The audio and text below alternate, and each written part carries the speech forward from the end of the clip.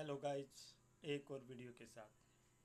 आज गाइज, जब मैंने विश्वविद्यालय कुरुक्षेत्र से कैंपस से 2009 से 2011 तक जो हिंदी एमए की, उसके दौरान मैंने एक रजिस्टर लगा लिया।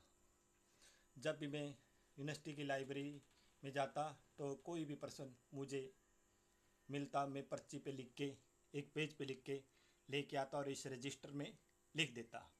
ऐसे ही मैंने अपने जितने नियर डियर मेरे संपर्क में आते रहे, उनसे जो अच्छी अच्छी किताब है हिंदी साहित्य की, उनसे लेता रहा। और जो जो पर्सन मुझे अच्छे लगे मैंने इसमें लिखे। और ये 2009 से 2010 18/9/2010 आज का दिन जो शनिवार है, और समय है AM 11:58 पर ये रजिस्टर में पर्सन लिखने शुरू की। आज मैंने ये सोचा, आज शनिवार का दिन है, शुभ दिन है, क्योंकि इसी दिन इस रजिस्टर की शुरुआत हुई थी।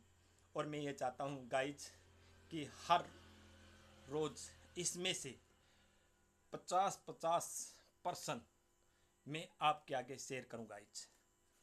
पहला जो पर्सन है गाइज, पहला पर्सन है भारतेंदु युग, हिंदी साहित्य में कब से कब। उत्तर है 1857 से 1900 तक। दूसरा पर्सन है द्विवेदी युग, हिंदी साहित्य में कब से कब, 1900 से 1918 तक। तीसरा पर्सन है छायावादी युग, हिंदी साहित्य में कब से कब। उत्तर है 1918 से 1936 तक। चौथा प्रश्न है प्रगतिवादी काव्य कब से कब तक समय रहा हिंदी साहित्य में। उत्तर है 1936 से 43 तक। पांचवा प्रश्न है प्रयोगवादी युग का समय कब तक रहा। उत्तर है 1943 से 1951 तक। छठा प्रश्न है नई कविता का समय कब तक रहा।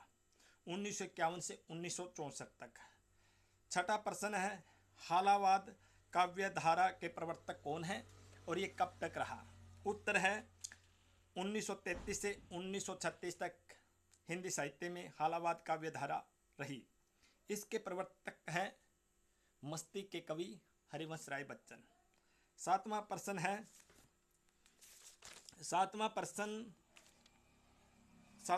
है ठाकुर शिव सिंह सेंगर ने हिंदी का पहला कवि किसे माना। उत्तर है पुष्पे को। आठवां प्रश्न है राहुल संस्कृत यायन ने हिंदी का पहला कवि किसे माना। उत्तर है सरहपाद को। नौवां प्रश्न है डॉक्टर गणपत चंद्रगुप्त ने पहला कवि किसे माना। उत्तर है शालिभद्र सूरी को। 10वां प्रश्न है प्रबंध काव्य हिंदी में कौन कौन से हैं। उत्तर है बीसलदेव रासो और पृथ्वी रासो। 11वां प्रश्न है मुक्तक काव्य कौन कौन से हैं। उत्तर है सिद्ध, नाथ साहित्य, लौकिक साहित्य। 12वां प्रश्न है श्री चंद्रकांत बाली द्वारा कौन सा ग्रंथ लिखा गया। उत्तर है पंजाब प्रांतीय हिंदी साहित्य का इतिहास। 13वां प्रश्न है डॉक्टर मोतीलाल मनेरिया द्वारा कौन सा ग्रंथ लिखा गया। राजस्थानी भाषा और साहित्य। 14वां प्रश्न है श्री विश्वनाथ प्रसाद मिश्र का कौन सा ग्रंथ है। उत्तर है हिंदी साहित्य का 30। 15वां प्रश्न है डॉक्टर टकीम सिंह तोमर ने कौन सा ग्रंथ लिखा। उत्तर है हिंदी वीर काव्य। 16वां प्रश्न है डॉक्टर नलिन विलोचन शर्मा ने कौन सा ग्रंथ लिखा। उत्तर है हिंदी साहित्य का इतिहास दर्शन। 17वां प्रश्न है ये शब्द किसने कहे शिक्षा का कार्य आत्मा को विकसित करने में सहायता देना है। उत्तर है अरविंद का। 18वां प्रश्न सिद्धांत और अध्ययन किसकी रचना है। उत्तर है बाबू गुलाब राय की। 19वां है रस मीमांसा किसकी रचना है? रामचंद्र शुक्ल की। 20वां प्रश्न है रस सिद्धांत की रचना किसकी है? उत्तर है डॉक्टर नगेंद्र की। 21वां प्रश्न है सियाराम तिवारी का कौन सा ग्रंथ है? उत्तर है मध्यकालीन खंड काव्य। 24वां है बहादुर सिंह का कौन सा ग्रंथ है? हिंदी साहित्य का विकास। 25वां प्रश्न है गाइस डॉक्टर बच्चन सिंह व डॉक्टर लालचंद गुप्त द्वारा कौन सा ग्रंथ लिखा गया? हिंदी साहित्य का दूसरा इतिहास 2000 में लिखा गया। 26वां प्रश्न है ढोला मारू रा दोहा किस प्रकार की रचना है? उत्तर है लोक काव्य प्रकार की रचना।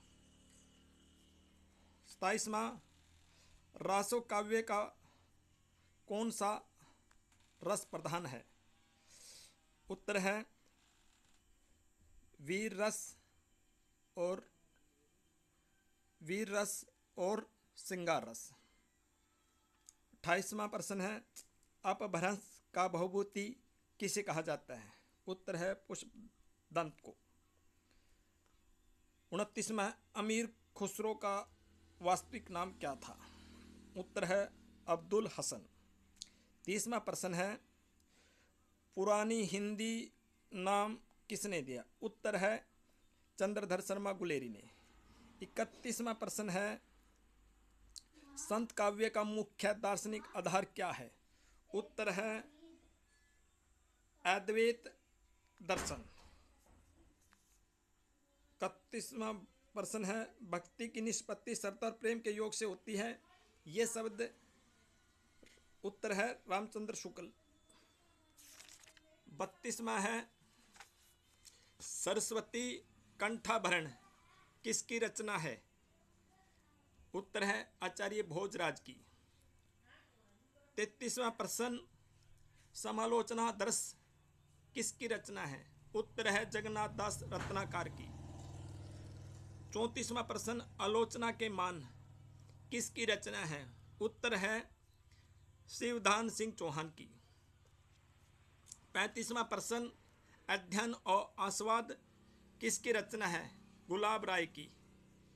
36वां प्रश्न पद्मावत की कथा में किस मुगल सम्राट के बारे में बात की गई है? उत्तर है औरंगजेब के बारे में। 37वां प्रश्न है पद्मावत किस भाषा में रचित है? उत्तर है अवधी भाषा में। 38वां प्रश्न है पद्मावत में कौन सा छंद प्रयोग हुआ है? पद्मावत में मुख्य दोहा और चौपाई छंद प्रयोग हुआ है। 39वां प्रश्न संत काव्य का आरंभ किस सदी से माना जाता है? उत्तर है 15वीं शताब्दी में।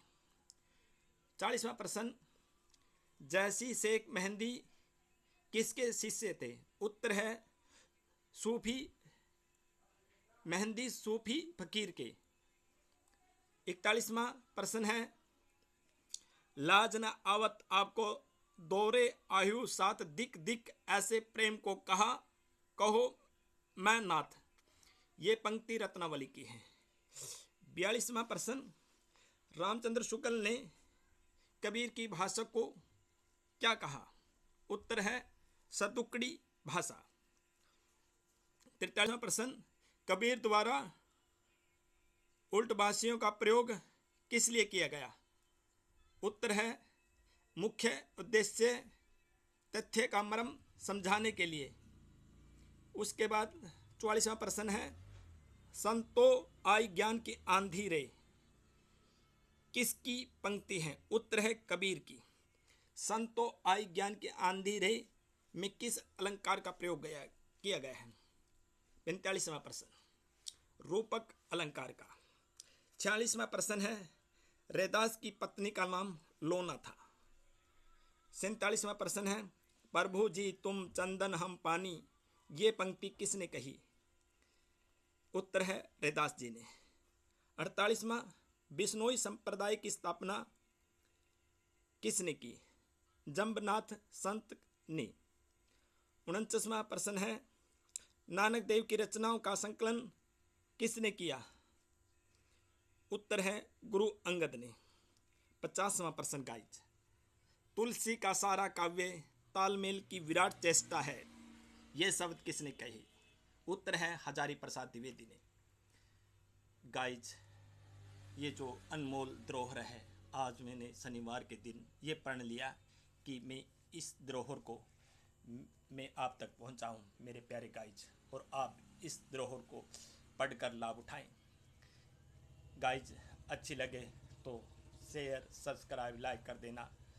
मेरा जो चैनल है @1शुद्धुल 6440, सपोर्ट करें, लाइक करें, शेयर करें, सब्सक्राइब करें। जय हिंद, जय भारत। मैं भारत का रहने वाला हूँ, भारत की बात सुनाऊंगा।